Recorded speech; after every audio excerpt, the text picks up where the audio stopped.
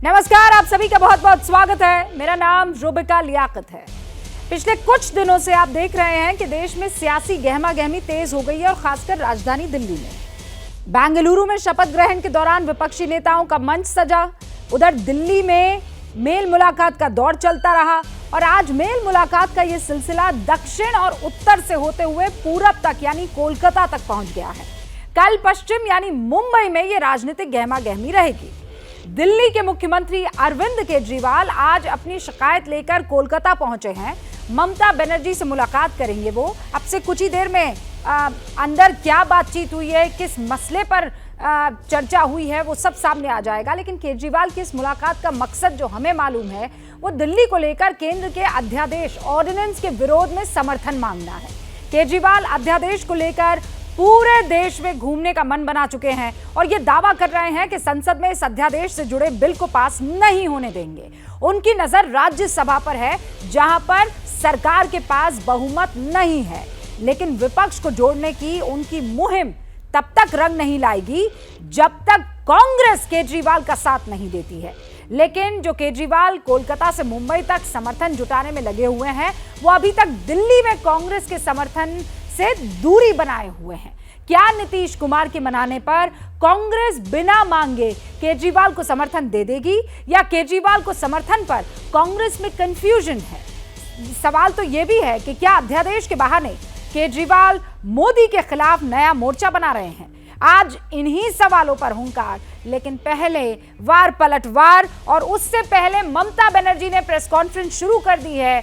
जो मुलाकात हुई अब वो कहां तक पहुंची है, जरा जान लेते हैं। ये लाइव प्रेस कॉन्फ्रेंस। तो हम उसकी डिसिप्लिनरी प्रोसीडिंग नहीं कर सकते, ये सारी पावर हमसे छीन ली। 8 साल तक दिल्ली के लोगों ने संघर्ष किया, हम सुप्रीम कोर्ट गए। 8 साल के संघर्ष के बाद सुप्रीम कोर्ट ने हमारे पक्ष में ऑर्डर किया, दिल्ली की जनता जीत गई। लेकिन जैसे ही ऑर्डर आया सुप्रीम कोर्ट का, 1 हफ्ते के बाद इन्होंने ऑर्डिनेंस लाके जो सुप्रीम कोर्ट का ऑर्डर था उसको उन्होंने पलट दिया।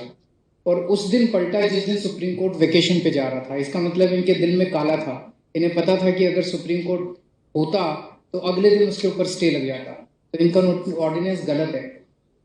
इन लोगों ने जिस तरह से डेमोक्रेसी का मजाक बना दिया है, जहां भी 3 तरीके से ये चुनी हुई सरकारों को तंग कर रहे हैं। एक, पहली चीज कि जहां पे बीजेपी की सरकार नहीं बनती वहां ये एमएलए खरीद के सरकार गिरा देते हैं उस पार्टी की और अपनी बीजेपी की सरकार बना लेते हैं। दूसरा, जहां बीजेपी की सरकार नहीं बनती वहां ये ईडी और सीबीआई को इस्तेमाल करके दूसरी पार्टी के एमएलएज को डराते हैं, धमकाते हैं, उनको तोड़ लेते हैं और उनकी सरकार गिरा के बीजेपी की सरकार बना लेते हैं। तीसरा, जहां बीजेपी की सरकार नहीं बनती वहां कानून का गलत इस्तेमाल करके गवर्नर के जरिए ऑर्डिनेंस पास करके ये तरह तरह से उस नॉन बीजेपी गवर्नमेंट को काम ही नहीं करने देते। हमने वेस्ट बंगाल में भी देखा गवर्नर कैसे तंग कर रहे हैं, हमने वहां भी देखा, पंजाब में भी देख रहे हैं, जो पूरे तमिलनाडु में देख रहे हैं, तेलंगाना में देख रहे हैं किस तरह से गवर्नर तंग कर रहे हैं। और अब दिल्ली के अंदर इन्होंने जो किया वो तो बिल्कुल ही जनतंत्र के खिलाफ है। देश की जनता को ये देख के अब इस अहंकारी सरकार को हटाना चाहिए। तो एक तो मैं दीदी का शुक्रिया अदा करना चाहता हूँ कि राज्यसभा के अंदर इन्होंने कहा कि हम सपोर्ट करेंगे। और मैं समझता हूं कि अगर राज्यसभा में ये बिल गिर जाता है तो ये एक तरह से सेमीफाइनल हो जाएगा 2024 का। और मैं अब भगवंत मान जी को रिक्वेस्ट करता हूं। बहुत बहुत धन्यवाद। सबसे पहले ममता दीदी, मैं पहली बार बंगाल में आया हूँ और इतना इन्होंने हमें मान सम्मान दिया और उसके लिए मैं धन्यवाद करता हूँ। आपका नाम भी तो मान है। Thank you.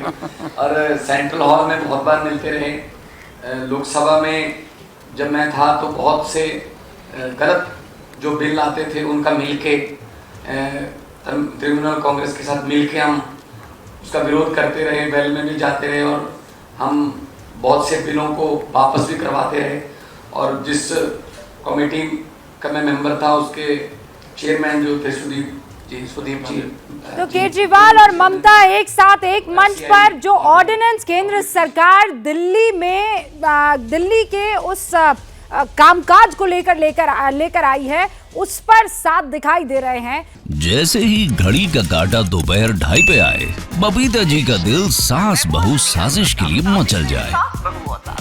और ये है इनकी बहू, पूरे दिन ऑफिस की टेंशन हो जाए गॉन जब ये करें अपना फेवरेट शो फ्री टाइम पे ऑन।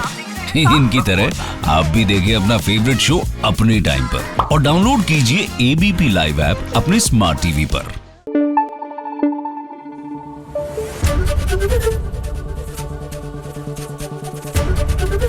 एबीपी न्यूज आपको रखे आगे।